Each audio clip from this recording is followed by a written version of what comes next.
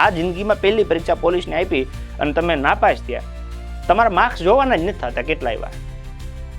બની શકે ભાઈ પહેલો પ્રયત્ન છે સફળ ના થવાય, પણ સામે એટલું તો ખબર પડે ને કે મેં તૈયારી કેટલી કરી હતી, કેટલા મારા માર્ક્સ આવ્યા, એ પ્રમાણે મેરિટ કેટલે રહ્યું, હું કેટલો છેટો છું.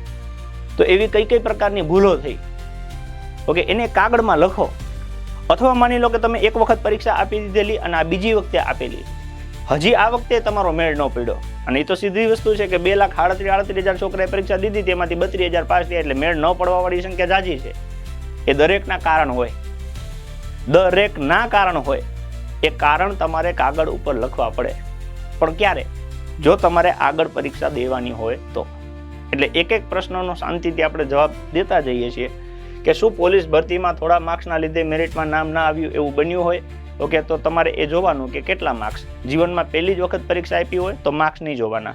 એક વખત પરીક્ષા આપી દીધી હોય અને ફરી પાછી આપી હોય અને માની લો કે તમારું 10 માર્ક્સની આસપાસ, કેટલા 10 માર્ક્સની આસપાસનું વેરિએશન આવતું હોય, મતલબ કે 80 એ મેરિટ અટકું અને તમારા 70 હોય, ઓકે, તો તમારે ગેરંટેડ મહેનત કરાય, કેમ કે હવે તમે નજીક પૂગી ગયા છો. હા, 10 માર્ક્સ કેવી રીતે વધારી શકાય એની આવડત તમારામાં હોવી જોઈએ, અને ન હોય તો એ કેળવવી જોઈએ, કેમ કે પરીક્ષા પાછી આવે ત્યારે તમારે અપ જવાનું છે, ડાઉન નથી જવાનું.